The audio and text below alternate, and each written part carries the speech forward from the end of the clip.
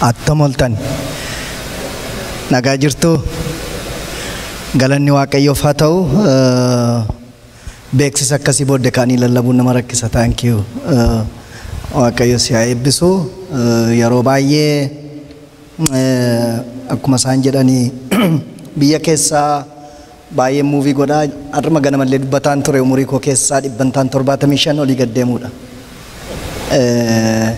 Hangammaatti isa walga'iif deemu tuun galmeessiin wangeela lallabuudhaaf jecha kiiloomeetira 443 irra ga'eera.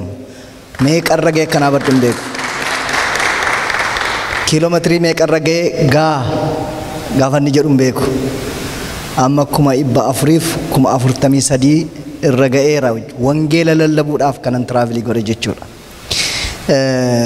Isa kan akka tolaattan lakkaa'utu hin taane more life inko movie gochuu iddoo tokkotti saba waaqayyoo barsiisuudha, dubbii waaqayyoo dubbachuudha. Akkuma amma lubni jedhee dubbii waaqayyoo immoo yoo beekan malee Yesuus himtiyyuu inni waaqa ta'ee jiru otoo seexanaan ifatami jedhee galabaa gochuu danda'u akkas jedhamee caafameera.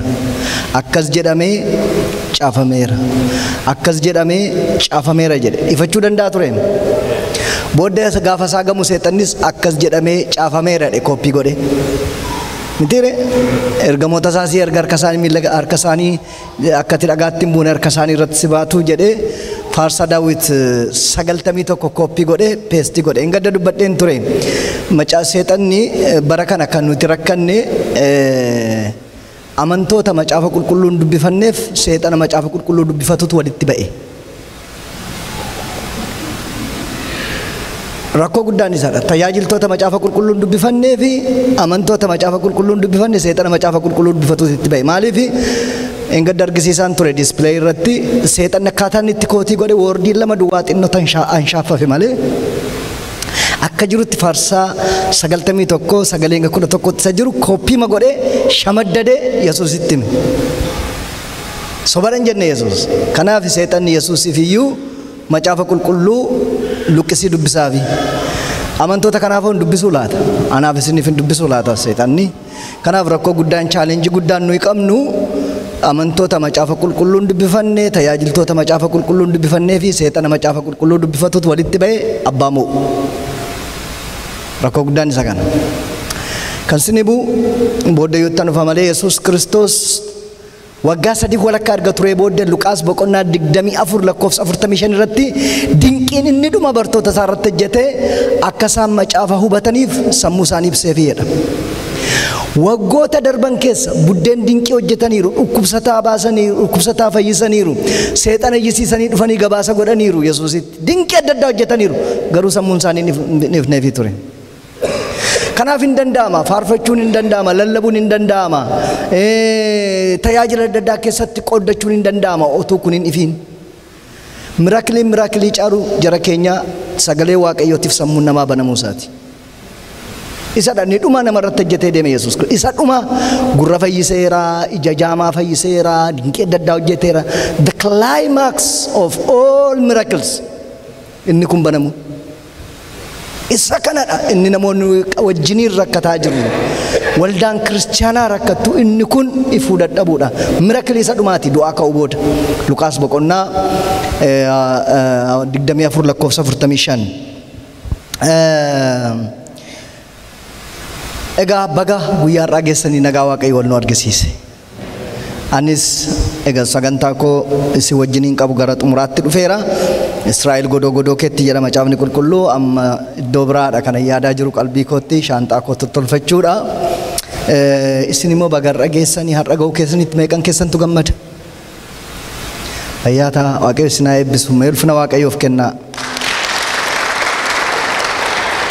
You know, torban har'aa waaqeffatanii har'a kan hin geenye jiru namoonni. Maqaa isaanii beektan malee. Torban har'aa waldaa dhaqanii har'a kan hin geenye jiru namoonni. Torban har'aa maali har'a ganama ciree nyaatanii yoona kan hin geenye jiru namoonni. Ciree dhiisaa laaqana nyaatanii amma kan hin geenye jiru namoonni. Geessanittu isin. Geenye irra nuyi galanni waaqayyoof haa ta'u. Galanni waaqayyoof haa ta'u. Hin kadhanna waaqayyoon. hin kadhanna. Galateeffadhaame Waaqayyoon siif haa galatu. Lubbuun koo fayyaa, foon koo fayyaa, hafuurri koo fayyaa, qaamni koo fayyaa, maatiin koo fayyaa, ijoolleen koo fayyaa siif haa galatu. Ni jedha Waaqayyoon faarfadhaa, Waaqayyoon galateeffadhaa. Engadda dubbadhe faarfannaa baay'ee hin danda'u, morma koo kanatu daameejii ta'eera hattuudhaani. Faarfannaa sin beektan, faarfannaa durii kadhata keessa taane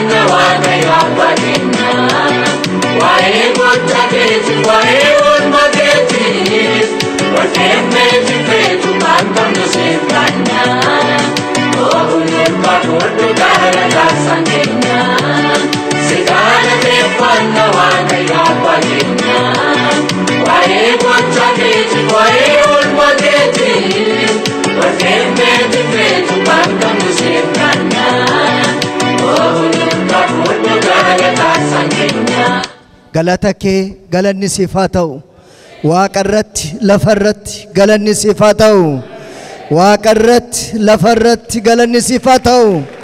Abbaa bara baraa, gooftaa bara baraa, mootii bara baraa, abbaa saba kana, abbaa maatii kana, abbaa qe'ee kana bara baraan maqaan kee kan eebbifame haa ta'u. tiksee keenya harka kee irratti nu baatte irree kee irratti nu baatte of eeggannaa nuuf goote lubbuun keenya sitti qabbanoofte yaa Waaqayyo bara baraan maqaan kee kan eebbifame haa ta'u guyyaa har'aa guyyaa sanbataa addunyaa kana irratti kumaaf kitilatti kan lakkaaman qulqulloonni kee lafarraa yeroo isaan maqaa kee waammatan afaan adda addaa kan dubbatan bifa adda addaa kan qaban baadiyyaa kan jiran magaala kan jiran guyyaa isaan si waammatanitti si galateeffatanitti si jajanitti ililleedhaan guyyaa isaan si waaqeffatanitti nutis isaan keessaa tokko ta'uu keenyaaf bara baraan maqaan kee eebbifamu carraa arganneerra maqaan kee eebbifamu afuurri keenya hin cinne galanni siif haa ta'u foon keenya hin bulloofne galanni siif haa ta'u amma miilla kee jala jirra miilla kee jala jirra ati nu barsiisi ati nutti dubbadhu maqaa Yesuusiin ameen eebbifamaa ta'a Waaqayyo sinaa eebbisu mata duree konfiraansii kana akkama sila dubbifame Nehemiyaa boqonnaa 2 lakkoofsa 20 ilaaltaniitu dubbifameera isa xinnoo sinii dubbiseen isa ijoo dubbii isaa immoo irratti dubbataa ture xinneesseen sababiin isaa barsiisa guyyaa 2 waan ta'eef kana samaraayizii gochuun xinnoo yeroo itti fudhatee isa narra qabadhee dhufe immoo irratti immoo dhiibbaa gochuu waan danda'uufanii xinneessee cuunfee waa isinitti himuu barbaada Nehemiyaa 2:20 irraa sira lubinuu dubbisani 19:20tti ijoo ishee barbaachistu duwwaan dubbisa nu garboonni isaa kaanee ijaaruun jalqabna Waaqayyo gooftaan bantii Waaqaa immoo nuuf in qajeelchaa ameen Waaqayyo Waaqa inni Waaqni gooftaan bantii Waaqaadha Nehemiyaan luba Alamaayyootu waggaa meeqa ta'e an beeku bara 78 keessa akka Itoophiyaatti 78-79 natti fakkaata hin lallaba kutaa kana luba Alamaayyoo jirraatu naannoo keenya turanii Waaqayyo gooftaa bantii Waaqaa jedha malee Nehemiyaan Waaqayyo Waaqa mootii Waaqaaf lafaan jedhu sababiin isaa lafarraa manni isaa diigameera waan ta'eef lafarraa manni isaa diigameera waan ta'eef manni qulqullummaa diigameera waan ta'eef Waaqayyo bantii Waaqaa jedhee dubbata malee Waaqayyo Waaqaaf lafa jedhee dubbatu manatu diigameera jireenyatu diigameera waan ta'eef mata duree godhee kanan irratti dubbataa ture immoo dhaloota mandara ofiif ijaarrate kan jedhudha seera uumamaa boqonnaa 4 lakkoofsa 16 hanga 17 irratti dhaloota mandara ofiif ijaarrate mata duree jedhuun isa kana jalatti qabxiiwwan adda addaa kaayee toora galchee hanga danda'ametti dubbachuudhaaf yaalii godheera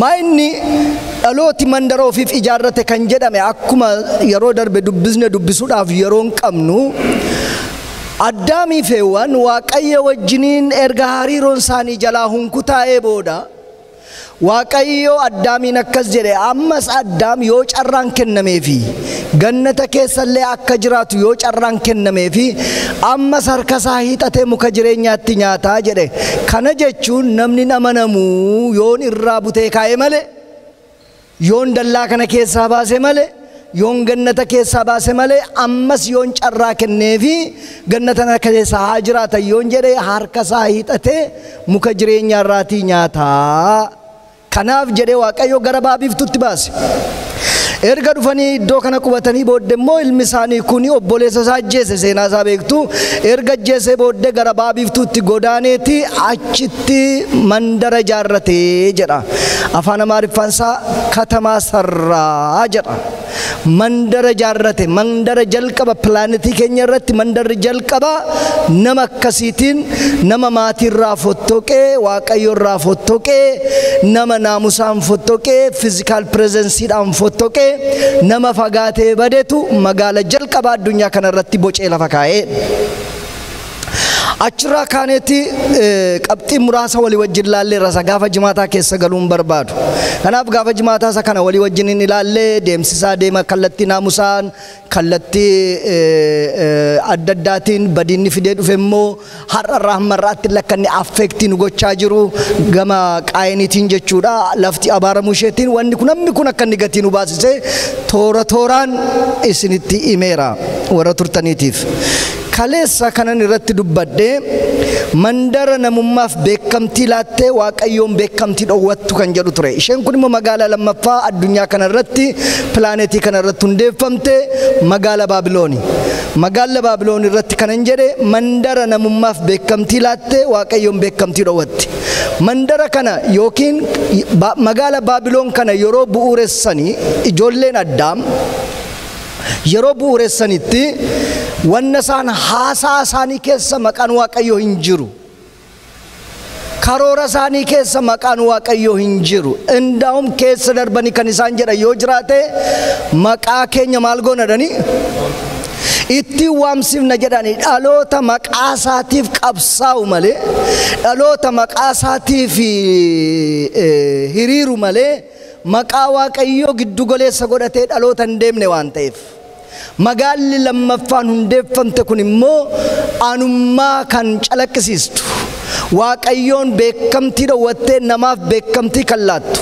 Waaqayyoon giddu galeessummaadhaa fuutee nama geessitee giddu galeessa kan gootu. Magaala akkasii taatee dhufte. Garaagarummaan magaalaa isheen Qaayeen hundeesseef kana gidduu jiru. Magaalli Qaayeen nama tokkoon hundeeffame. Magaalli Baabiloon gareedhaan hundeeffame. Gareedhaanis leexummaadhaanis kophaas magaala hundeeffachuun hin danda'ama. Magaala naamusa waaqayyoo irraa siiqe, magaala namummaa irraa siiqe, magaala yaada waaqayyoo irraa siiqe dhuunfaadhaanis bu'uureffachuun hin danda'ama, gareedhaanis ijaarrachuun hin danda'ama. Possibilitiin kun jira. Magaala lafa kanarra jiru waa'ee magaalota amma lafarra jiraniin haasaa jira miti. Waa'ee magaalota amma addunyaa irratti bebeekamanii jiraniin haasaa miti. Abstraaktii kan ta'e blueprintiin isaa sammuu namaa keessa kan jiru diizaayinii mataa isaanii kan qaban kaartaa pilaanii mataa isaanii kan qabanii ilmaan namootaa ofii isaanii gamtaadhaanis leexummaadhaanis kan ijaarratan. Magaalota akkasiitu waan ani irratti haasaati jiru. Magaalonni akkasii kun otuu magaalota waaqayyo faajjii isaanii ta'e waaqayyo giddugaleessa isaanii ta'e center of gravity isaa waaqeffannaa dhotuu ta'eeti isayyo shoo nama jechisiisa ture.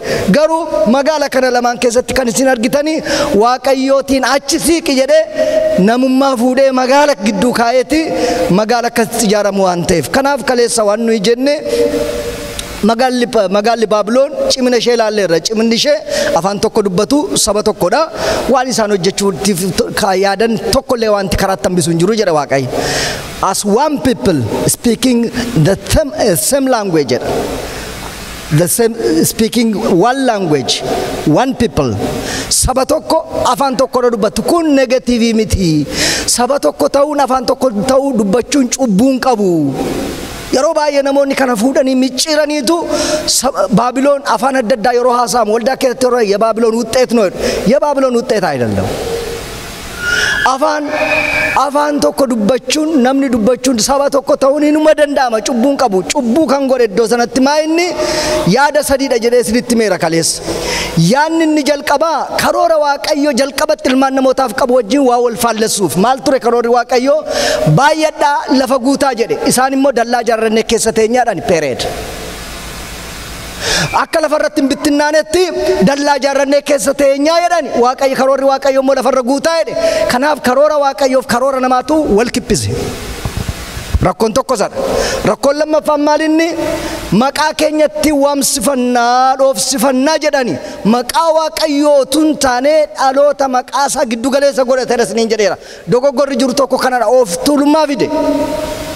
Of tuulummaan kun immoo rakkisaadha waan ta'eef waaqayyo of tuulummaa tolereetiin godhu waan ta'eef amala isaa keessatti. Luusiferiin iyyuu kan kuffise of tuulummaa kana waan ta'eef tolereetiin godhu waan ta'eef waaqayyo achitti dheekkamsa isaatiin isaanitti gadi bu'e isiniin jedheera kaleessa. Qabxii sadaffaan dogoggorrachi keessatti uumamee herreegadha. Herreega dogoggoraati. Herreegni dogoggoraa kun maalidha? God plus one people plus same language plus God is equal to transgenerational success ture. Formulaan kun normaalii ture. Saba tokko eeda'u, afaan tokko eeda'u, waaqayyo walqixaa milkaa'ummaa itti fufinsa qabu. kan saanii garuu herreegni dogoggoraa kan ta'e saba tokko plus afaan tokko minus waaqayyo kanadha dogoggorichi. Kallattii herreegaatti yoo laaltan dogoggorri guddaan godhame iddoo sanatti waaqayyoon maayinesii godhani, waaqayyoon irraa hir'isani.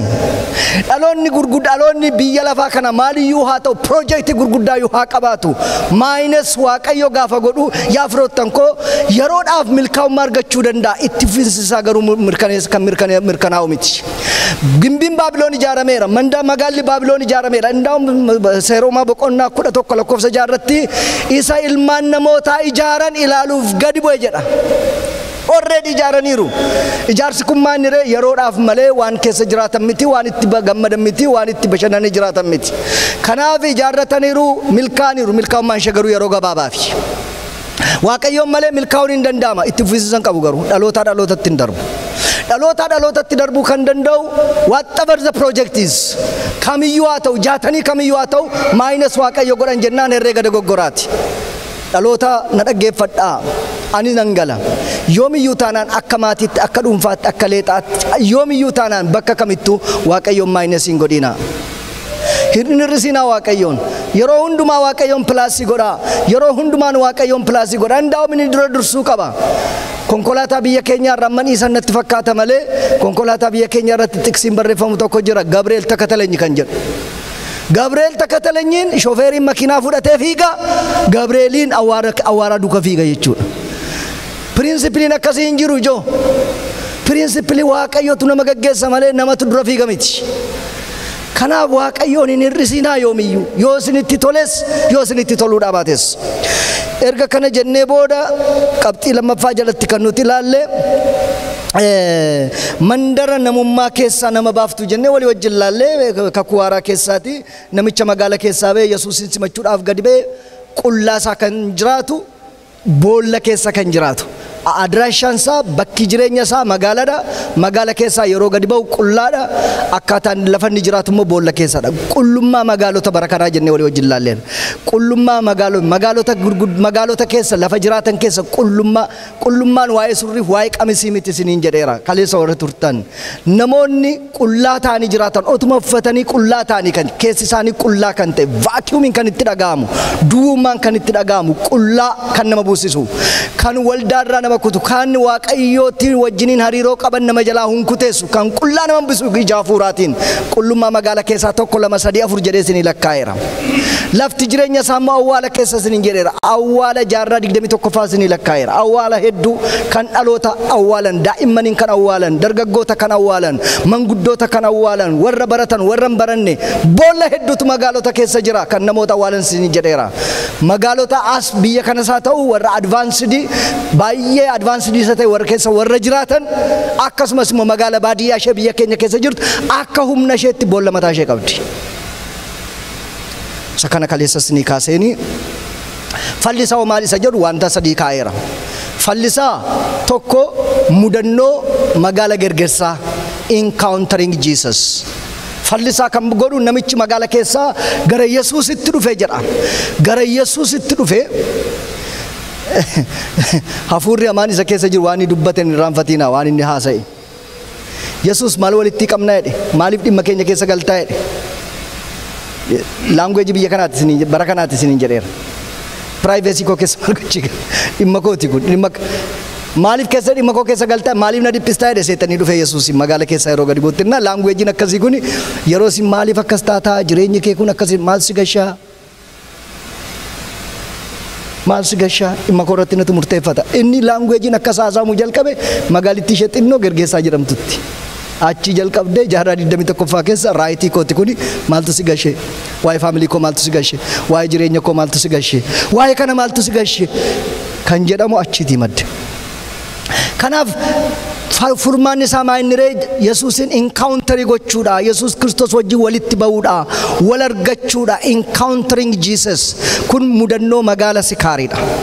lammaffaa irratti akka kallattiitti kan taa'e kallattiin lammaffaa mudannoo magaala inni silaa kallattii tokkoffaanii mudannoo magaala Gergeessaatti dhiifamanaa godha Yesuus wajjin encounterii gochuun ni jedhu inni lammaffaan kallattiin lammaffaa mudannoo magaala Sikaar dubartittii bishaan waraabbachuu dhuftee long talk Yesuus wajjin yeroo dheeraa fudhattee haasofte kanaaf inni nuti akka kallattiitti fudhanne talking with Jesus Yesuus wajjin haasa'u yeroo fudhatanii haasa'u boqonnaa afur Yohaannis boqonnaa afuritti dubartiin kuni persentiidhaan yoo laaltan lakkoofsa achi keessa jiraniitiif lakkoofsa isheedhaaf kenname isheen haasaa turte yoo hirtan persentii 52 kan dubartii kanaati maqaan qabdu seenaa qabdi kanaaf talking with Jesus is very important inni sadaffaan kallattii sadaffaan nuyi keenye mudannoo magaala Yerikooti Zakkiyoos Yesuusin arguu barbaade marfameera magaala marfame magaala yeroo jedhama yeroo hundaa waan nama marsu jira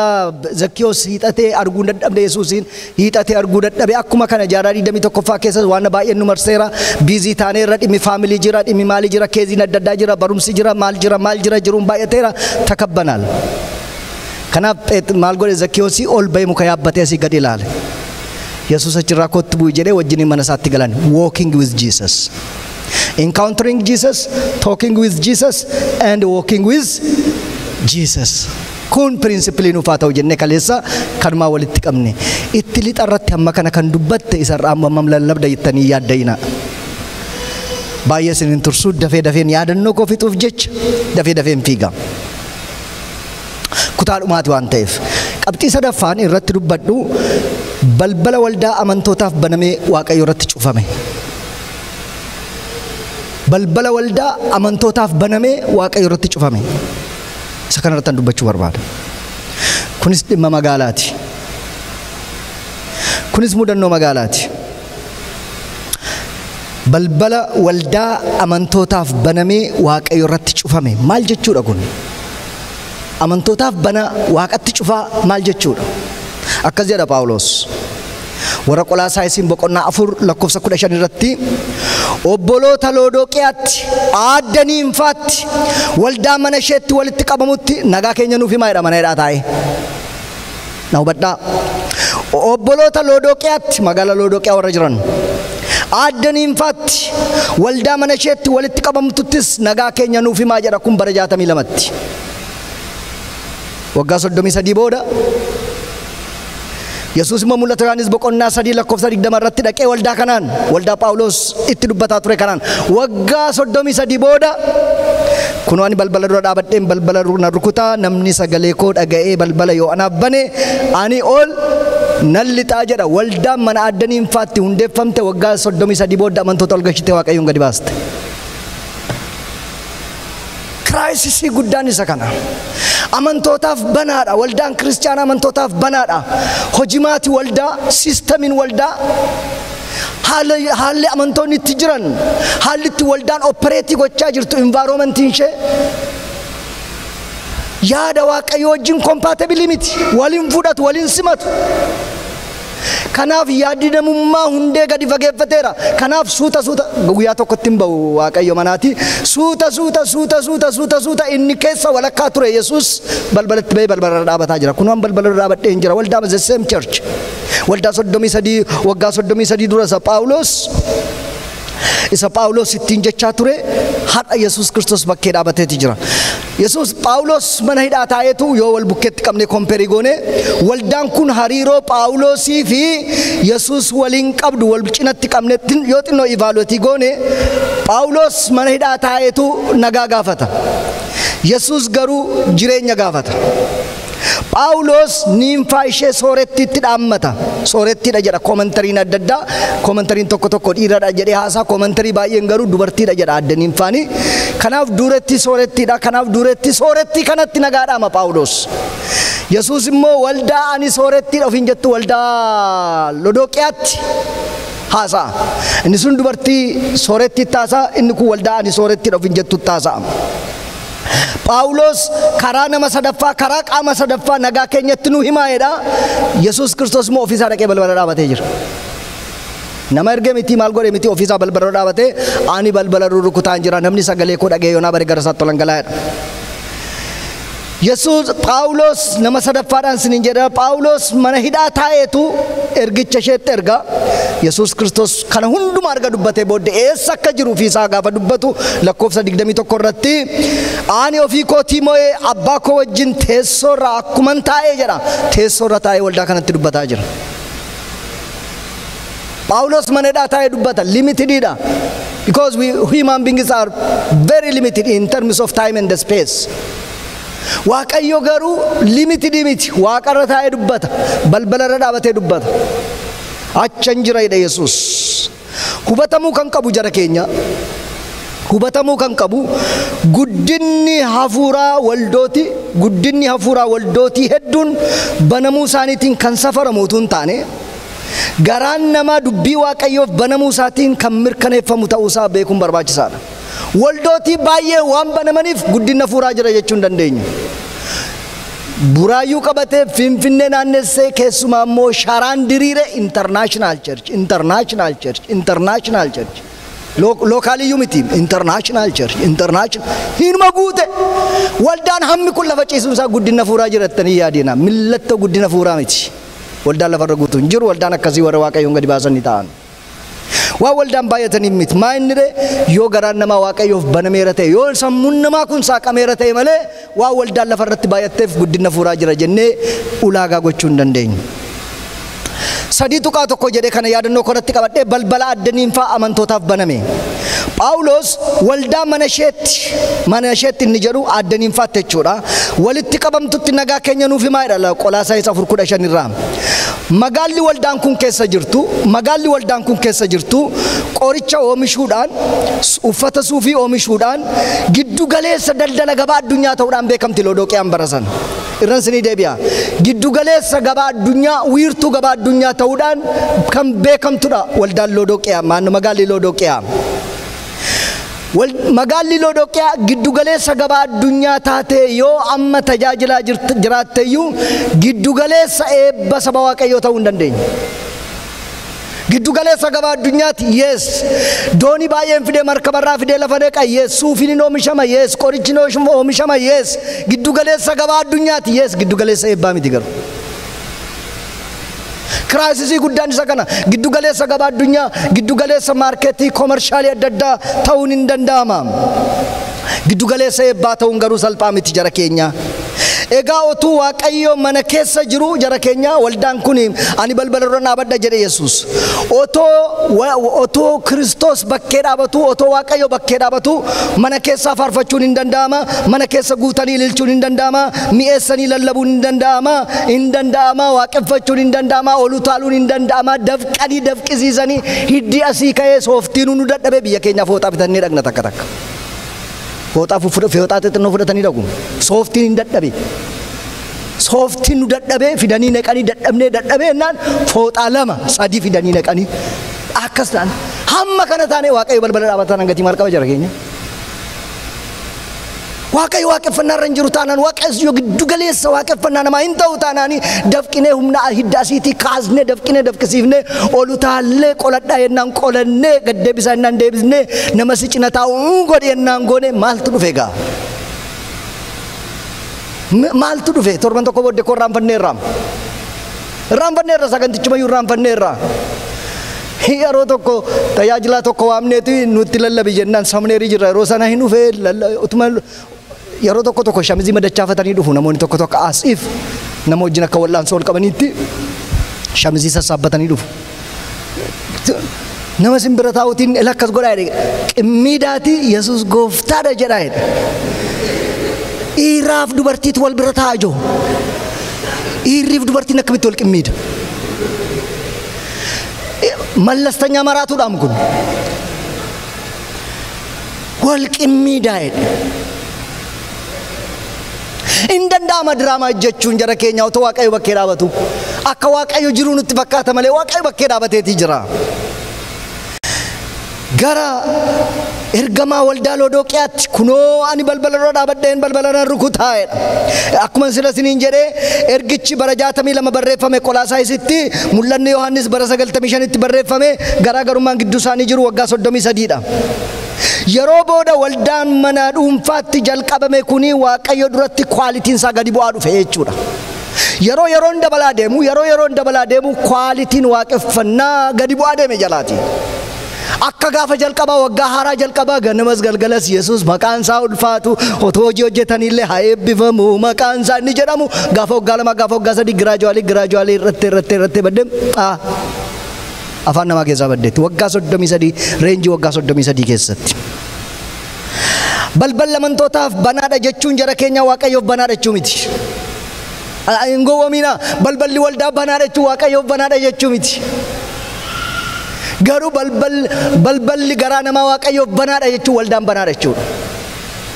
by default banaadha jechuudha. waldaan kun waggaa 33 fi maaliif waaqayyo irratti balbala cufatte gaaffii koo ture yeroo lallaba kana qophaa'u maaliif cufatte waggaa 33 keessatti akka leadershipittis taa'ee yaadeera waggaa 33 keessatti organizationin tokko hundeeffame waggaa 40 irra yeroo ga'u yoo reformationin tokko jiraachuu dhaabate kollaapsii godhadhama karaa leadership organizational leadership keessatti. gama kanaanis yaadeera maaliif waldaan kun cufte waaqayyo irratti balbala jedhee tilmaama tokko kaa'e. addaniin faaniin dulloomanii laata gaaffii kooti mana isaaniitti jalqabee mana kadhannaa mana isaaniitti jalqabee addaniin faaniin dulloomanii laata waggaa 33 booda anoon beeku macaafni waan dubbatu hin qabu. addaniin faaniin du'anii laata I don't know. addaniin faan amantiitu aadaatti jalaa jijjiirame laata I don't know. gaaffii kooti kun moo addaniin faanii abbaa manaa gara biraatti heerumanii laata I don't know. anon beeku waan an beeku tokko waldaan hin jirtu akka duraatti. moo addaniin faanii biizinesiitti itti baay'atee laata I don't know. moo addaniin faanii gooftaa dhiisanii waan an beeku hin qabu. maal taane addaniin faan I don't know. ta'uu danda'a jedhee kanan speculate godhu akka nama tokkotti yaaduu danda'u wanna muraasa kaa'eera ta'uu danda'a jedhee kanan yaade. tokko amala naannoo irraa dhaalame magaa akkuma sirriin jedhee magaalli addaniin faan soorettiidha. magaalli isaan keessa jiran Lodooqiyaan magaala soorettiidha. kanaaf kiristaanummaan haadha manaa soorettiitii fi magaala soorettii gidduutti saanduwichii taati. ta'uu danda'a jedhee kana yaadu. namoota itti tolerra namoota rakkatantu irra waaqa kadhata. har'ayyuu yoo laaltan namoonni yeroo lafa deemanirra yeroo xiyyaara yaabbatan irra kadhatu waaqayyoon. mitiire namni kadhannaa maqaa waaqaa lafatti waan hin beekne gaafa xiyyaara yaabbatu jechuu jalqaba. maaliif gubbaa kanatti waa ta'e taanaanii lafatti xiggii qabattee dhaabattu hin jiru. kana waanuma hundumaa isaa eeyyutti gattee yaabbatta. kanaaf nama waaqayyo tokko takkas jedhe waaqayyo deliberately beekama xiyyaara fideedhe sababiin isaa namoonni lafatti kadhannaa hin jalqabne gubbaatti jalqabu. gaafa namatti tole namni nama harkatti baddijoo kadhannaan soorettiidha dubartiin kun magaalittiin soorettiidha kiristaanummaan harkatti cabboofti. tokko kana. kanaaf Yesuus yoo akkas jedhe waldittiidhaan ati ani sooressaa geessifadheeraa waan an na barbaachisu hin jiru jettaa jedhe. amantiin mana sooressaa amantiin magaala qabeenyaan beekamtu amantiin biyya dinagdeen guddattee jirtu dafee nama harkatti dulloomuu danda'a saba waaqayyoo. I tell you dafee sin harkatti dullooma amantiin. biyya haalli mijaa'aa jiru biyya environmentiin isaa gaarii ta'e keessatti amantiin daftee nama harkatti dulloomti. hin dullooma. amala naannaa jiraatan irraa dhufuu danda'u dhiibbaa dhufuu danda'u irraa kan ka'e hariiroo namni waaqayyo wajjiniin qabu caccabuu danda'a. jireenyi haalli walqixxaatee waaqayyo irratti balbala cufachuu danda'a.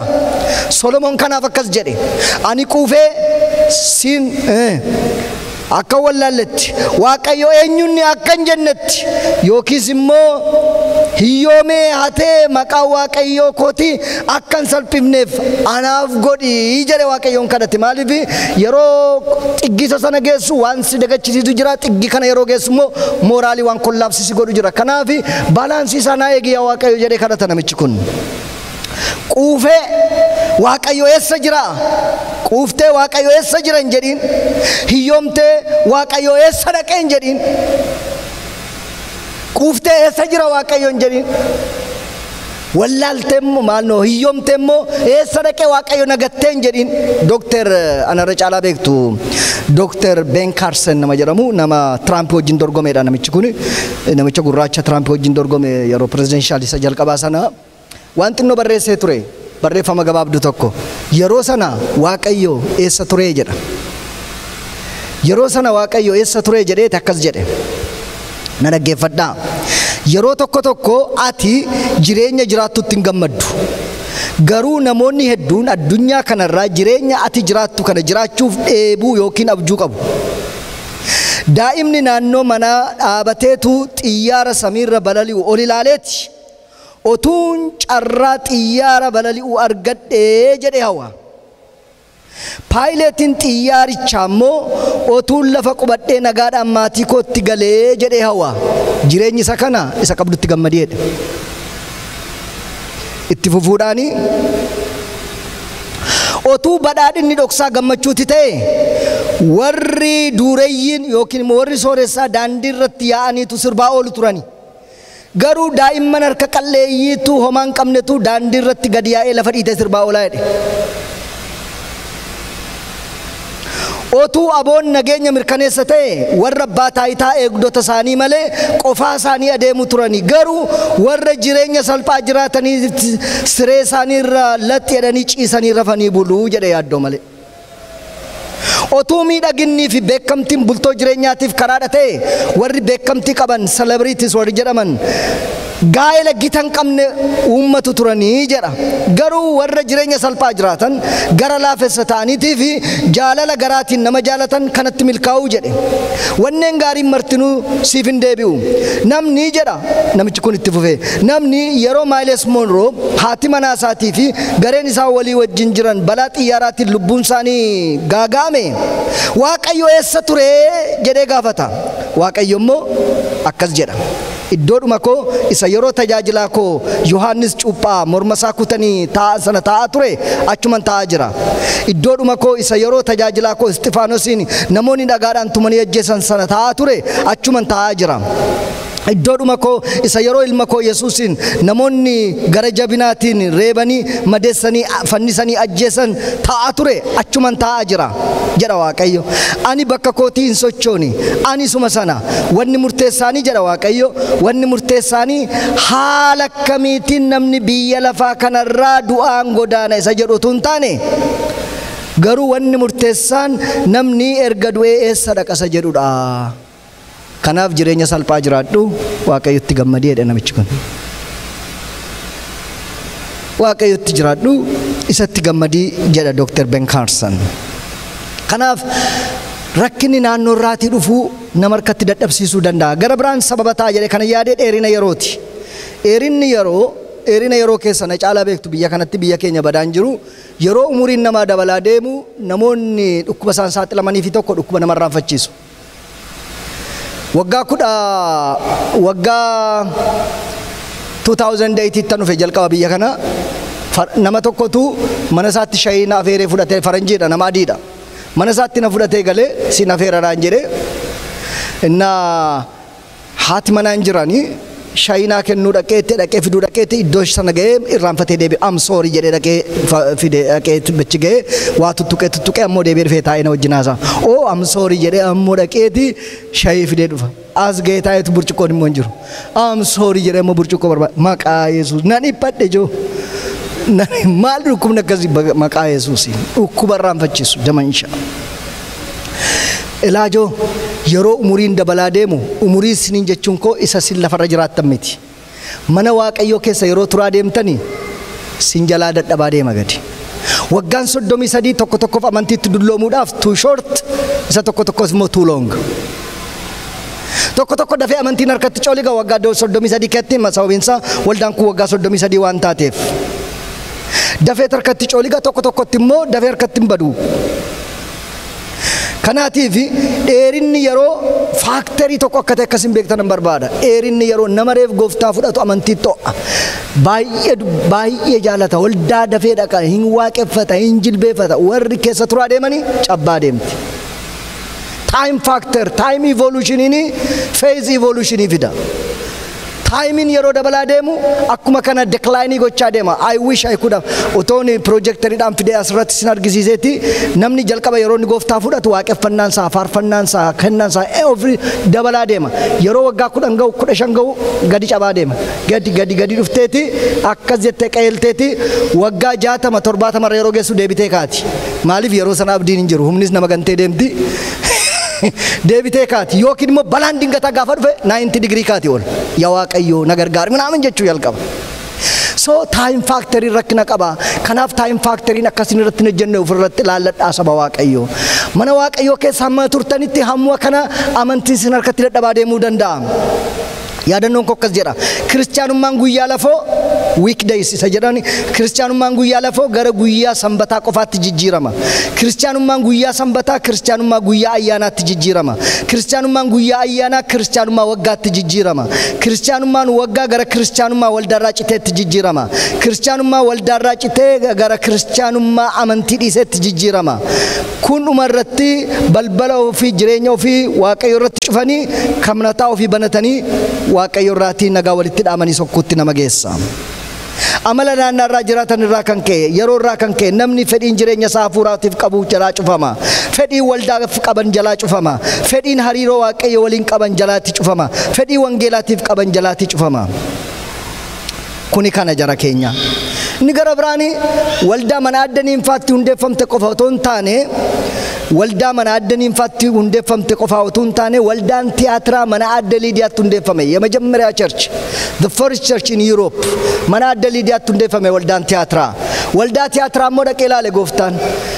Walqeewwan ibsaa torba gidduu ni deddeebi'u jedhu Kiristoosii waldoota hunduma isaanii irra deemee ilaaleera. Waldaa tiyaatiraatiin immoo dhaqee akkas jedhe. Boqonnaa 2:18-20tti. Gara ergamaa waldaa tiyaatiraatti ergaan kun kan ilma waaqayyoo isaa ijji isaa barbadaa ibiddaa qabu isa miilli isaa akka sibiila diimaa boolla ibidda keessaa baqfamee ifaa ta'etti jedhii caafi. Ergichi ani hojii kee beeka. Dhaggeeffadhaa saba waaqayyoo. Ani hojii kee beeka. Jaalala kee amantii kee warra kaan gargaaruudhaaf of kennuu kee warra kaan gargaaruudhaaf of kennuu kee obsaan danda'uu kee hojiin kee inni booddee kana ammoo isa duraarra caaluu isaas beeka. Garuu jedhee na dhaggeeffadha. Garuu inni jedhu kuni afraashiidha. Garuu jedheeti garuu dubartii Elzaabeel jedhamtu ishee ani raajiidha ofiin jettee barsiiftu. Ani raajiidha ishee ofiin jettee barsiiftu. Akka bara keenya namoonni maqaa ofii baasan jechuudha. Ani raajiidha. Yoo namni raajii siin jedhe bayeessa ati raajiidha ofiin jechuudha. Ishee ani raajiidha ofiin jettu. Ofiif ራሳቸውን በራሳቸው የሾሙ ሰዎች namoota ofii isaaniitiin ofii isaanii of muudan ishee ani raajiidha ofiin jettee barsiiftu.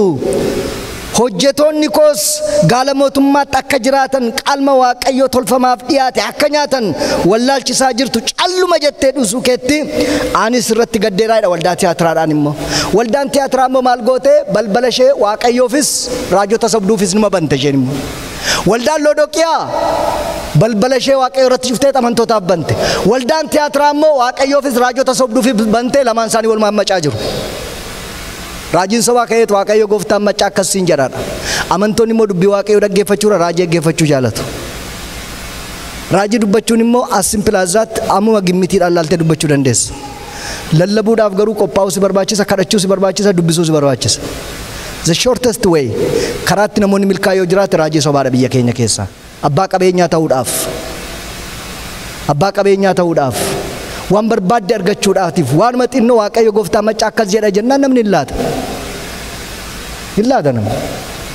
Achi asinitti bilbiluu danda'a waa'ee kee waaqayyo na tasaasee ture siin jedha. Maaloo maal siin jedha daraa kee maal mee dafii natti mee daraa. Mee dafii natti mee. Caljettee laaluu keetti ani isa kanatti gaddeeree waaqayyo.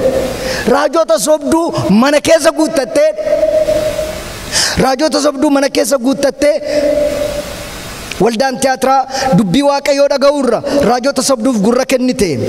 Akkuma bara keenya amantoonni hedduun dubbii waaqayyoof yeroo qabani garuu raajota sobduuf yeroo qabu.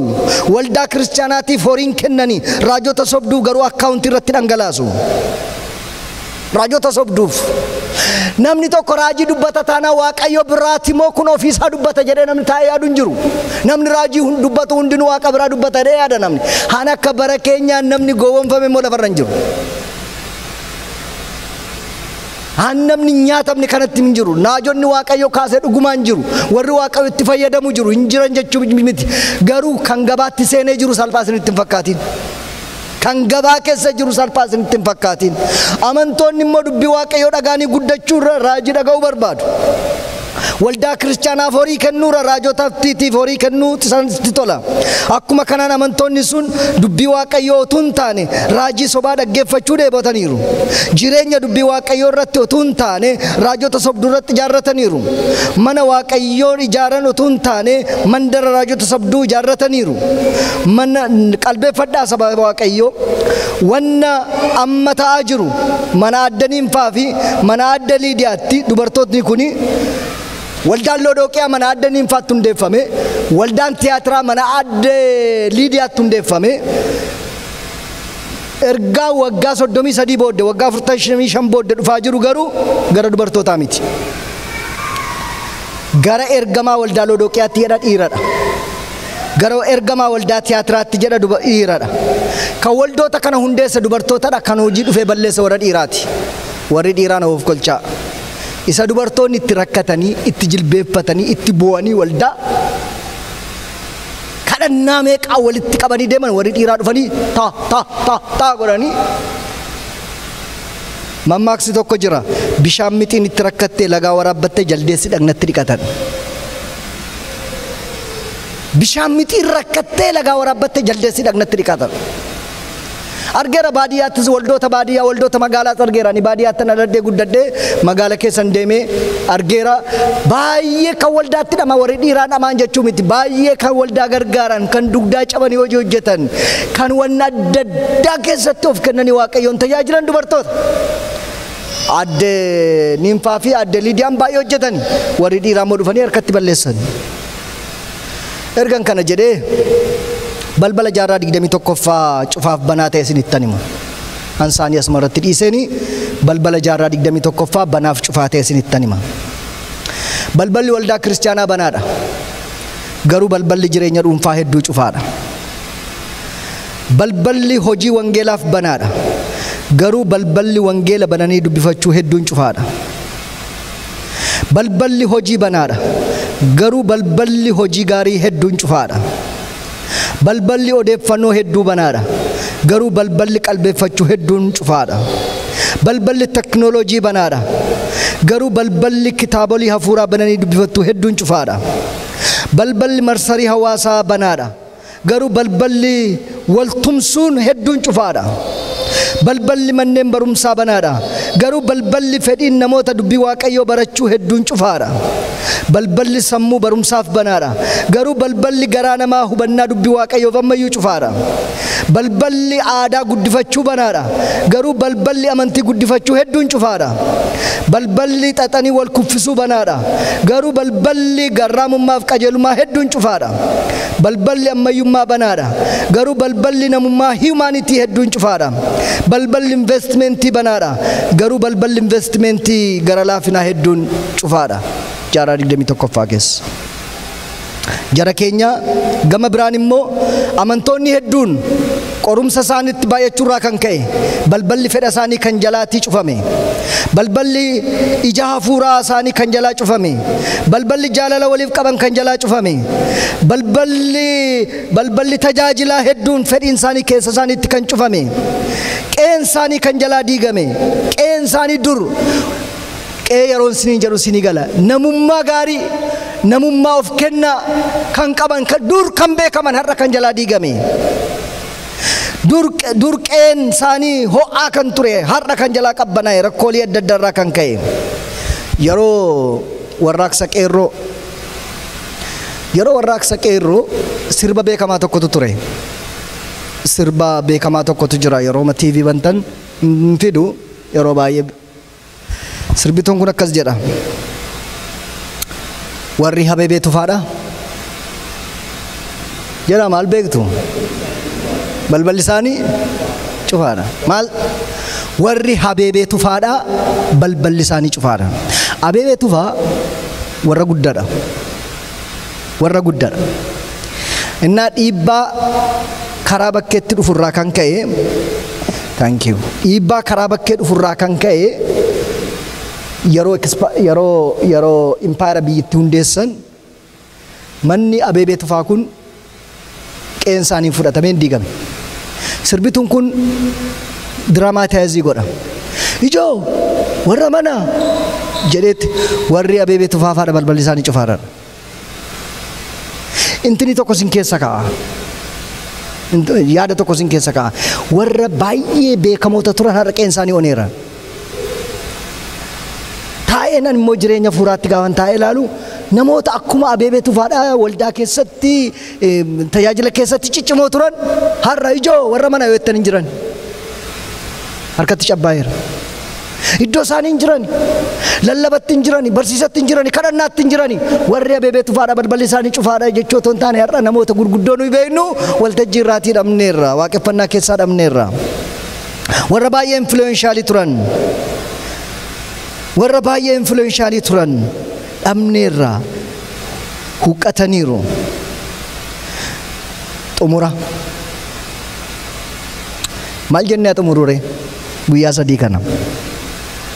Magaalaa Nehemiyaan itti duule kottaa dhaqnee ijaarra jedhe saba Waaqayyo. Magaalaa Nehemiyaan kottaan ijaarraa jedhe Hisqeel fagootti ilaaleetu mul'ataan Waaqayyo akkas jedha jedhe.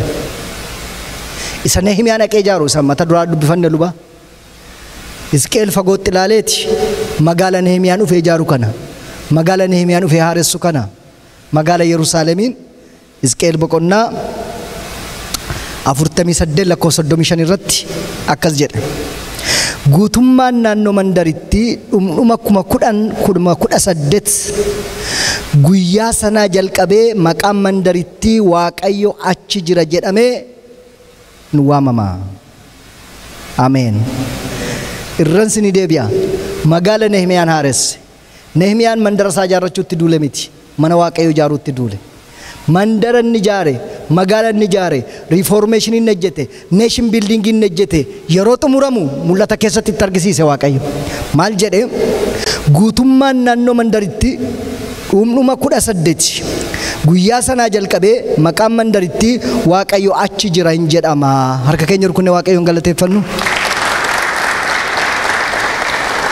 Afaan Ibraayisxiitiin Yahweh Shamaa jedha. Yahweh Shamaa jechuun as a mark or memorial of individuality, by implication honor, authority and character jedha. Yahweh Shamaa gaafa jedhu amalli kee, ulfinni kee, kabajni kee Waaqayyo sii ta'a. Ameen.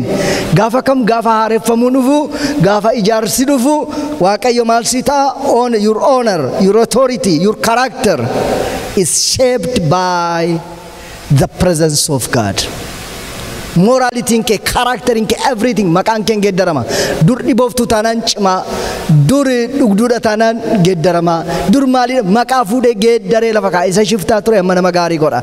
Isa hamaa ture isa mana jeequ, isa faamilii jeequ namuma garraamii lafa godhee fuudhee lafa kaa'a. Maqaa kee geeddara Waaqayyo. Maatii kee geeddara Waaqayyo. Dinagdee kee geeddara Waaqayyo. Akkaawuntii kee geeddara Waaqayyo. Maqaan isaa kan eebbifame haa ta'u. Inni jijjiirama ilaalchaa fida, jijjiirama dinagdee, jijjiirama numeric growth, spiritual growth, organic growth fida jechuudha. Kallattiidhuma inni dhuma magaala Yesuusiif qophoofteef dammoo of qopheessuudha. Magaala Yesuusiin qopheeffamteef of qopheessuudha. Magaalota lafarraa kana keessaa xaaxaa keenya gaafa finnu mul'ata Yohaannis boqonnaa 22:14 irratti warri uffata isaanii miiccatan haa gammadanii isaan muka jireenya namaaf kennu bira ga'uuf aboo qabu jedha. Warri uffata isaanii miiccatan haa gammadanii isaan muka jireenya namaa kennu bira ga'uudhaatii fi aboo qabu gara muka jireenyaatti jedha. Akkas jedha gadi siqee ol deebi'ee lakkoofsa 4 irratti immoo wanti abaaramaan mandaritti keessatti hin argamu. Abaaramaan Qaayiniin ture. Teessoo Waaqayyoo hoolichaa ishee keessa jira. Hojjetoonni isaas isaaf hin hojjetu. Isaan fuula isaanii arguuf jiru. maqaan isaas adda isaanii irratti argamuuf jira jedha. Qaayeen irra yakkamaa jedha. Kana booddee ijoollee Waaqayyoo warra wayyaa isaanii miiccatan, warra of haaressan, isaan kun dhufanii teessoo adii fuuldura dhaabachuudhaaf jiru. Maqaan hoolichaa adda isaanii irratti barreeffama jedha. Warra biyya lafaa kana keessaa mo'ichaan darban, Kiristoos wajjiniin warra darban, fiigicha isaanii xumuranii, bara isaanii xumuranii, warra teessoo bara baraa bira dhaqanii dhaabatan, adda isaanii irratti maqaa hoolichaatu maxxanfama. Adda isaanii irraa isatu dhifa. Ulfina isaaniiti, kabaja isaaniiti jedha. Maqaan Waaqayyoo kan eebbifame haa ta'u. Ameen. Ameen. Hin kadhanna Waaqayyoon. Hin kadhanna. Ol kaanee kadhanna Waaqayyoon. Hallelujaa. Inni diigame siif haa ijaaramu. Inni kufe ol siif haa jedhu. Inni danqame haa gadhiifatu. Inni isa jalaa booji'ame amma olaa jedhu haa deebi'u. Boojuun kee haa deebi'u saba Waaqayyoo. Ameen. Yeroo dheeraa tururraa kan ka'e kan kadhannaan si harkatti cooliga, kadhannaan kee iddoo isaa duriitti siif haa deebi'u. Tajaajilli kan si harkatti dadhabe, tajaajilli kee inni durii inni gadama boroo sun iddoo isaatti siif haa deebi'u. Waldaa dhaqu, waldaa jaallachuu, Waaqayyoon tajaajiluun si jalaa kan cabbaa'e iddoo isaatti siif haa deebi'u. Maqaa kee siif haa jijjiiru har'a Waaqayyo. Guyyaa kana jalqabee maqaan magaalittii Waaqayyo achi jira jedhamee itti jedhama jedha sagaleen kee. Guyyaa konfiraansii kana irraatti jalqabee Waaqayyo jireenyi dhuunfaa, jireenyi maatii, jireenyi tajaajiltootaa, jireenya amantootaa waldaa kana keessa ta'anii kan dhaggeeffatan haa geeddaramu maqaa Yesuus Kiristoosiin. Maqaan isaanii haa geeddaramu, haalli isaanii haa geeddaramu, jireenyi isaanii haa geeddaramu, bultoon isaanii haa geeddaramu, keessi isaanii haa geeddaramu, dinagdeen isaanii haa geeddaramu, akkaawuntiin isaanii haa geeddaramu. Hojiin isaanii warri hojiin harkatti hojii jibbamu ta'e wajjin qabsaa yoo jiraatan bakki hojii haa jijjiiramu, bakki hojii haa jijjiiramu, bakki hojii haa jijjiiramu. Nan labsa maqaa Yesuus Kiristoosiin, nan labsa maqaa Yesuus Kiristoosiin, labseera maqaa Yesuus Kiristoosiin. Hojii gaarii kan argatan, guyyaa kanaa kaasee promooshinii kan argatan maqaa Yesuus Kiristoosiin. Yeroo kanatti ajajni Waaqarraa isaaniif haa ba'u, haa ba'u, ajajni siif haa ba'u. Naaf baheera jedha saba Waaqayyoo. Ajajni naaf baheera jedha. Ajajni naaf baheera. Waaqayyo Waaqarra dubbateera. Sagaleen jaalallee koo qaqawweessaa dhufa. Gaararra utaalaa dhufa. Yeroo kaabaa dubbatu kibbatu dhaga'a. Yeroo baabiiftuudhaa dubbatu lixa biiftutu dhaga'a. Sagalee Waaqayyoo, sagalee Waaqayyoo, sagalee Waaqayyoo. Nan labsa yeroo kanatti maqaa Yesuus Kiristoosiin. Harka keenya rukunnee Waaqayyoon galateeffanna. Roba gaba sandora lamadi. Hallelujah, hallelujah, hallelujah. Hallelujah, hallelujah, hallelujah. Wama Kristosin. Guyyaa sana qabee Waaqayyo achi jira jedhama jedhe. Guyyaa sana jalqabee Waaqayyo achi jira jedhama jedhe. Guyyaatti jalqabu qaba. Guyyichi immoo jalqabeetti fufiinsa qaba. Waaqayyo Waaqni jiraataan achitti argama jedhama. Har'a konfiraansii kana booddee Waaqayyo achitti argama jedhama. Waaqayyo Waaqni jiraataan achi waldaa Oromoo jira jedhama. Rooba hadee namaa santuura labadiiniyaa. Waaqa Abrahaam, Waaqa Isaaq, Waaqa Yaaqoob, Waaqa abboota keenyaa, Waaqa firdii dhugaa faraddu, firdii dhugaa laattu. Galgala kana maqaa Yesuus Kiristoosiin jireenyi garboota keetii haarayaaf. Jireenyi garboota keetii haarayaafu. Jireenyi ijoollee keetii haarayaafu. Jireenya keenyarraa yaa Waaqayyo sabbosoose, sacaccabe, sadulloome. Galgala kana akka risaa naqatee ka'u hafuurri qulqulluun nu haqachiisee nu haa kaasu. Jireenya keenya duukaa caccabaan itti hin fufin. Jireenya keenya duukaa inni moofaan itti hin fufin. Jireenya keenya duukaa inni dullachaa itti hin fufin. Maqaa Yesuus Kiristoosiin haaromsi. Jireenyi haaraan, jireenyi du'aa ka'u, jireenya ilmi Waaqayyoo kennu jireenya keenya keessatti bu'uuraa dhaabbatu har'a. Rooma gaayya diinamaa santuura labadooniyaa. Hallelujah, hallelujah, hallelujah. Akka waldaatti si kadhanna Yesuus. Akka dhuunfaatti nu argadhu. Akka waldaatti nu argadhu. Akka sabaatti nu argadhu. Akka biyyaatti nu argadhu Yesuus. gaaffii baay'ee qabna, deebuu baay'ee qabna, kan nu jalaa jijjige baay'ee qabna, kan nu jalaa diigame baay'ee qabna. Maqaa gooftaa Yesuus Kiristoosiin manni keenya ijaaramu, sabni keenya ijaaramu, sabni keenya ijaaramu, manni keenya ijaaramu, waldaan keenya ijaaramu. Waaqayyo Waaqni bantii Waaqaa walluu qixxeessa jedhe, nus kaaneen ijaarra jedhe. Maqaa Yesuus Kiristoosiin nuuf mijaa'u yaa Waaqayyo. Maqaa gooftaa Yesuus Kiristoosiin nuuf mijaa'u. Maqaa gooftaa Yesuusiin nuuf haareffamu. Maqaa gooftaa Yesuusiin nuuf haareffamu. Kadhadhaan kadhannaa, kadhadhaan kadhannaa. Kadhadhaa saba Waaqayyo. Rooba gabaabaasan dura lalabadi. Ramagala lalaboya nananamando. Hallelujah, hallelujah, hallelujah, hallelujah, hallelujah. Maqaa waldaa maqaa qabdu Kiristoos garuu keessaa du'e. Maqaa duwwaa kan taate taanee kan argamne gooftaa bara baraa. Lodooqiyaan alatti gadi si baafte kunoo ala dhaabadhee rurrukutaa. Eenyuyyuu sagalee koo yoona dhaga'e oolanitti galaette. Maqaa gooftaa Yesuus Kiristoosiin ala keenyan ijaajjin, ala balbala waldaa keenyaan ijaajjin, ala balbala dhuunfaa keenyaan ijaajjin, ala balbala gaa'ela keenyaan ijaajjin. Maqaa gooftaa Yesuus Kiristoosiin ol galiyati. Ol gali mataa jireenyaa nuu ta'i, mataa jireenyaa nuu ta'i, mataa jireenyaa nuu ta'i, mataa jireenyaa nuu ta'i, mataa jireenyaa nuu ta'i, mataa jireenyaa nuu ta'i.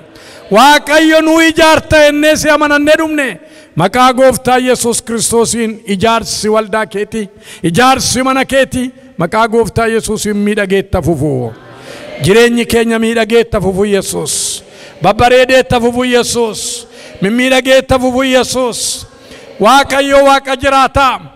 Kunoo fuula kee duratti gaaffii kan qaban, dheebuu kan qaban. Waaqayyo galata kee.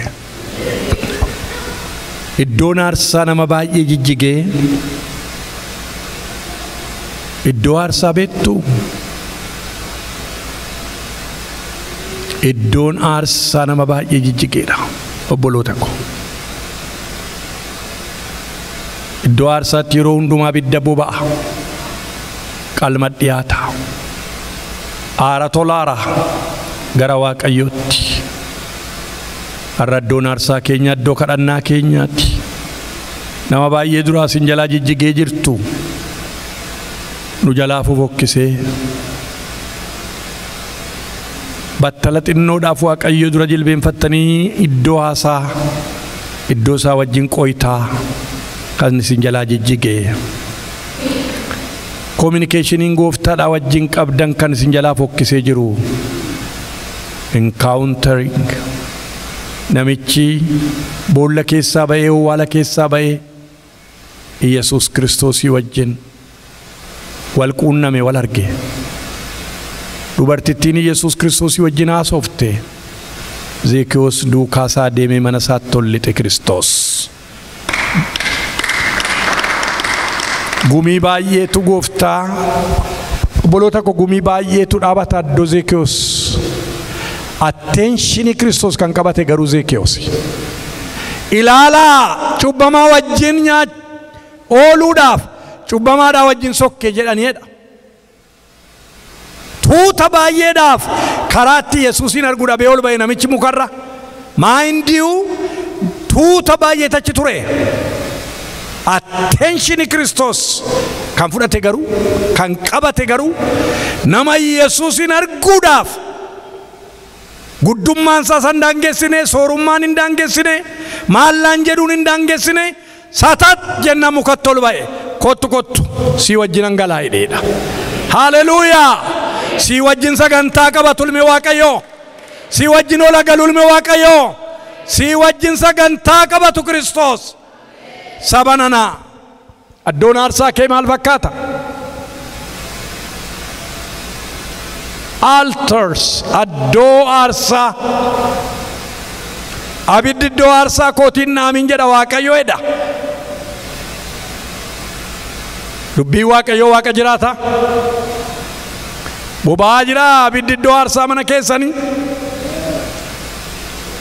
abiddi iddoo aarsaa kooti hin naamin Musee hin naamin saba kootti naa himi jedhe Waaqayyo.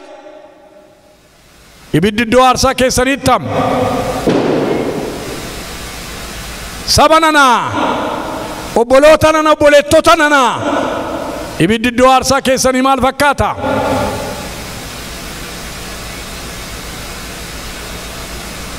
Daagin baay'ee nuu karataa ture. Yaa lubbuu koo isa namni namatti dubbatu caalaa jedhe Daagin. Inni namni ofitti dubbatu cimaadha jedhe. Itti gala sagantaa kanarratti Waaqayyo baay'ee nu haasofsiisaa ture. Amma immoo dubbii isaatiin baay'ee nu haasofsiise. Amma immoo waa'ee iddoo aarsaa keessanii xiyyeeffateera Kiristoos. Ibiddi iddoo aarsaa keessanii hoolotaa jira, boba'aa jira. Warri dadhabdan ta'a, warri dandeessan dhaabadhaa fuula Waaqayyoo dura. Ibidda iddoo aarsaa communication wal quunnamtii gooftaa wajjin haasa'uu haasofsiisu. Maqaa guddaa qabda Lodooqiyaadhaan garuu duutee ta'e.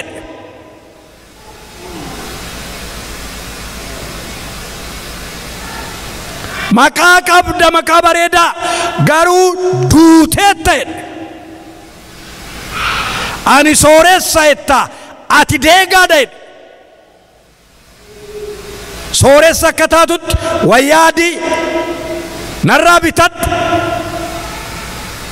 Jaamaadhaati kuulii kan itti kuullattu jakeetiif kan ta'u narraa bitadhu jedhe. Bittaa jilbaan jilbeenfattee bitatta. Harka kee gara isaatti diriirsitee bitatta. Kanaan geeddaratta. Waaqayyo Waaqni jiraataan si argu guyyaarra. Iddoo aarsaa kee hamillatu Yesuus. Iddoo aarsaa kee hamillatu Yesuus. Oo ilma Waaqayyo Waaqa jiraataa. Iddoo aarsaa obboloota kooti, iddoo aarsaa obboleettota kooti. Yesuus Kiristoos biyya lafaa akka quncee walitti maruudhaaf hin dhufta. Seenaan hin qadaadama, hin darba. Nus biyya lafaarraa finne hin godaanna. Yoo ati dhufte immoo bor arras si wajjin qophoofne argamu nurra jira. Maqaa Yesuusiin abiddi iddoo aarsaa dhaame kun galgala kana humna hafuura qulqulluutiin holotuu jalqabu yaa Waaqayyo. Saba kee qalbii diddiirrachiisi har'a. Saba kee of agarsiisi har'a. Saba kee of ilaashisi har'a. Waaqayyo Waaqa jiraataa.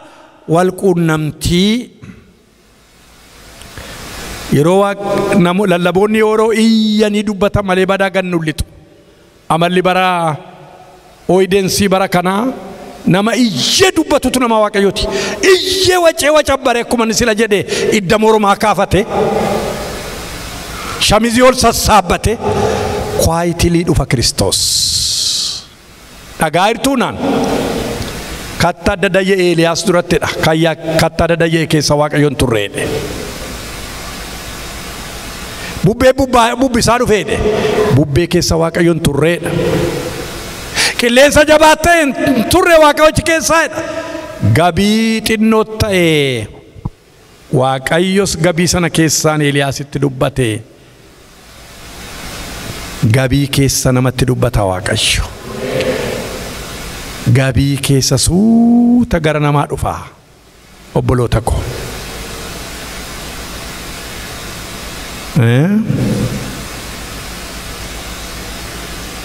Gabii keessa gidduu kana sadan waca barsan qabu garuu suuta gara keenya dhufeera. Waaqayyo Waaqni jiraataan jireenyaaf nuuf godhu. Owwaala keessaa ba'ee mandaraa sana keessaa warra ba'an ba'ee Yesuus Kiristoos maal godhette luba? Dhageessaniitu isa banan. He encountered isaa wajji wal arge. Maqaan isaan geddarame. Utuu namni tokko wangeelaa lallabuu arginee dhowwinee dhufne jennaan Kiristoos maaliif dhowwitu? Isa siniin hin mormine duukaa keessan jira. Maa dhowwitu jedhe. Beektonni macaafa qulqulluu namicha owwaala keessaa ba'ee Yesuus oroomse kana dheedu inni seexana baasu inni seexana gombisuu jalqabe saggumiin seexanaa keessaa yaa'edha. Maqaa Waaqayyoo haa eebbifamu. Isa tuunni seexanaa keessaa jigantu seexana nama keessaa jigsuutti ka'e galanni isaa haa ta'u. Haleluuyaa. Ingeddare Yesuus jireenya isaa ingeddara jireenya kee Yesuus. Waa iddoo aarsaa keetiitti deebinaa. Iddoo aarsaa your altars.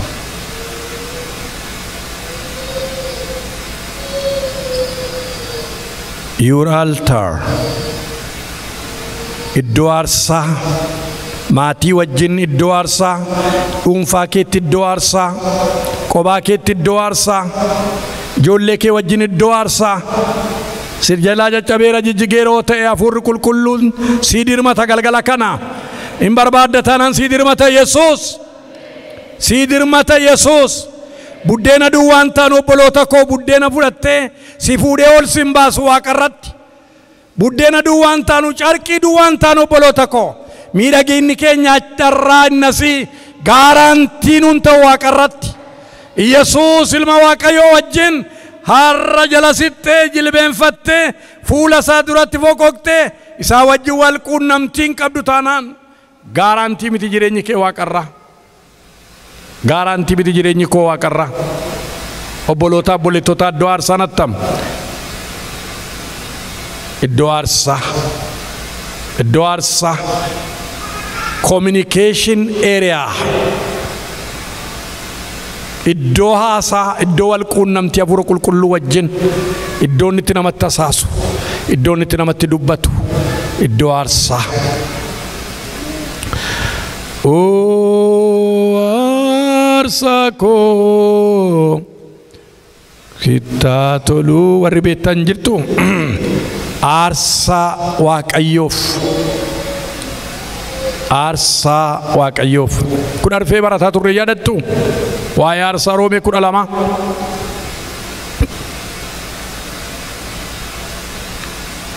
Itti fufiinsa barumsaa 2 qabu. Obboloota ko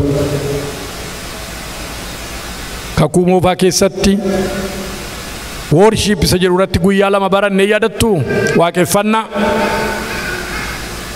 Warri kakuu moofaa foon oolaa dhiyeessu tuntunoo dhiyeessu reettii dhiyeessu dibicha dhiyeessu Roomee 12 irratti immoo aarsaa godhaa jireenya keessan dhiyeessaa sa Waaqooti tolu godhaati jedhe. Hiyaawu maswaa'it Waaqayyoof kan jiraatu jireenya Waaqayyoof ba'ee kan galu jireenya Waaqayyo duwwaadhaaf Isaaq akka Abrahaamiif du'eeran isiniin jedhe akka Waaqayyoof jiraata isiniin jedhe. Akka keenyaaf duunee akka Waaqayyoof jiraachuu jireenya Waaqootti of kenne jireenya Waaqayyoof of dhiise. Yaa Waaqayyoo galanni Waaqarratti lafarratti siif haa ta'u. Galgala kanaa gidduu kanaa obboloota kootanattis waan asaasaa turteef waan nutti dubbataa turteef maqaa Gooftaa Yesuus Kiristoosiin galanni siif haa ta'u. Yaa Waaqayyoo namaan of hin safarru gurguddoota warra nutti fakkaataniin of hin safarru. Moodeeliin jireenya keenyaa ilma Waaqayyoo si'i. Kadhannaa keenyaan moodeeliin si'i. Iyyandaanqoo ka'ee gara lafa onaa dhaqee hin kadhata tureedha. Continuity of keessaa qaba dubbichi. Maarqos boqonnaa 1:35 irratti gara lafa onaa dhaqee hin kadhata ture jedha. Utuu hin bari'in iyyandaanqoo sanu jenna. Moodeeliin kadhannaa keenyaa, moodeeliin jireenya keenyaa, moodeeliin deddeebi'umsa keenyaa namatti of safarra miti sitti malee Gooftaa ko. Maqaa Yesuus Kiristoosiin nu ijaarina ijaaramnaa. Nu dhaabin dhaabannaa. Yaa Waaqayyo waldaa kana yaadadhu. Sittan kenna waldaa kana yaa Waaqayyo. Yaa Waaqayyo waldaa kana sittan kenna. Kiristoos ilma Waaqayyo saba kana sittan kenna. Yaa Waaqayyo si beekuutti akka guddatan. Si dhaga'uutti akka guddatan. abboomamuun takka guddatan waaqayyo waaqa jiraata waldaa kana fuula kee duratti dhiyeessa. Dhaga'uu abboomamuu tole jechuu nutti mameera jechuu nutti dubbatameera jechuu waaqayyo abboomamu hunduma keenyaaf maqaa Yesuus Kiristoosiin nu galaasi galgala kana jireenya of ceepha'u jireenya hir'ina isaa lakkaa'ee gara waaqootti hiixatu nuu kenni galgala kana. Obboloota obboleettota sagantaa kanarratti hin argamin eebbi keessaan yaadatu torban kana torban eebbaa torban sii wajjin baanee gallu nu taasisi. Ijoollee keenya lafa isaan dhaqanitti karaa isaan ba'an bobba'anitti araarri kee fayyaanni kee isaan amarsu hamaatti isaan hin saaxilin barumsa sobaa biyya kanatti kennamu hundumaarraa ijoollee keenya ati eegi. Keessumatti yaa Waaqayyo barumsa kaarikulamii isaanii keessa galchatanii ittiin namatti dubbatan wanta hin taane faallaa uumamaa faallaa dubbii keetii faallaa seera uumamaa barumsa kennamurraa gurra ijoollee keenyaa qadaadiyati. Maqaa Yesuus Kiristoosiin qaroomina isaaniif ta'u biyya guddisuudhaaf biyya misoomsuudhaaf kan isaan tumsu duwwaan inni isaan gargaaru duwwaan hubannaa isaanii keessatti dhangala'u bara keenyaa fi hundumaa eebbisi garbichatti nutti dubbattee si haa galatu. Kottu luba fi qaaduu sii kadhanna addaa jilbeenfadhu. Kottaa maanguddoon kottaa akka dubbii waaqayyootti galateeffannee karaa isaa waaqootti laannee wiikendii 2 duwwaa qabaa. Minneapolis, California. Sasa booddee waaqayyo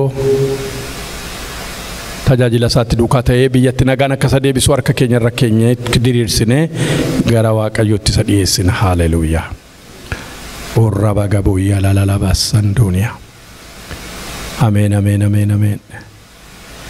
Jalqabni kee xinnoo yoo ta'e dhumni kee garuu guddaan taa'etti. Dhuma namaa kan bareechituuf kan miidhagsitu Yesuus Kiristoos ilma Waaqayyoo galanni siif haa ta'u. Garbicha kee kana ijoollummaadhaa kaafdeettiin ejjetta yaa Waaqayyo ani beekaa. Waggaa dheeraa dura bara dheeraa dura gooftaa Yesuus Kiristoos daa'imummaadhaan inni haadha isaaf abbaa isaa keessa turte.